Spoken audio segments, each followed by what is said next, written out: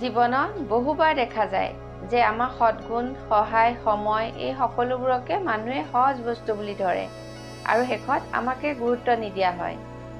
কিন্তু মনস্তাত্ত্বিকভাৱে মানুহে কাক মান দিব লাগে, কাক উপেক্ষা কৰিব লাগে সেইটো 5টা সহজ নিয়মেৰে নিৰ্ধাৰণ হয়।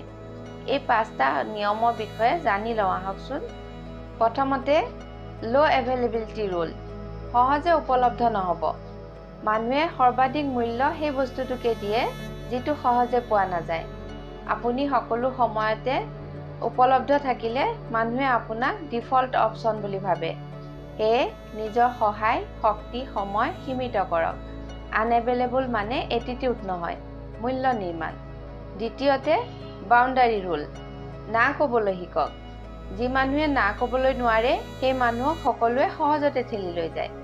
বাউণ্ডাৰী মানে ইগ' নহয়, নিজক সুৰক্ষিত ৰখা। যি কাম আপোনাৰ ভাল নালাগে, অপ্ৰয়োজনীয়, অসন্মানজনক বুলি ভাবে, তাৰ মানে না। তৃতীয়তে চেল্ফ ৰেচপেক্ট মিৰৰ। আপুনি নিজকে যি ভাবে সকলোৱে সেয়ে ভাবে। আপুনি নিজকে মান দিলে সকলোৱে কিয় আপোনাক মান নিদিব? নিজৰ কথা, মতামত, সিদ্ধান্ত স্পষ্টকৈ ক'বলৈ শিকক। নিজৰ মূল্য নিজে স্থাপন কৰক। চতুৰ্থতে চাইলেণ্ট পাৱাৰ। বেছি কথা নহয়, নীৰৱতাই শক্তি। যিকোনো বিতণ্ডা, তৰ্ক, কাজিয়াত নীৰৱ হৈ থাকক। নীৰৱতা মানে পৰাজয় নহয়, এবিধ শক্তিশালী অস্ত্ৰ। মনে মনে থাকিলে মানুহে নিজৰ ভুল বুলি বুজি পায়। নীৰৱতা মানে কণ্ট্ৰল। আৰু শেষত কনচিষ্টেঞ্চি ৰুল। একে পথত থাকিলে সন্মান নিজে আহে। সকলোৱে এনে লোকক গুৰুত্ব দিয়ে যাৰ কথা আৰু কাম একেই। কনচিষ্টেঞ্চি এক শক্তিশালী চিহ্ন। এনে লোকক বিশ্বাস কৰিব পাৰি।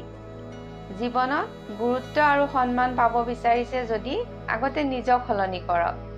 এই 5টা নিয়ম পালন কৰিলে মানুহে আপোনাক উপেক্ষা কৰিব নোৱাৰে।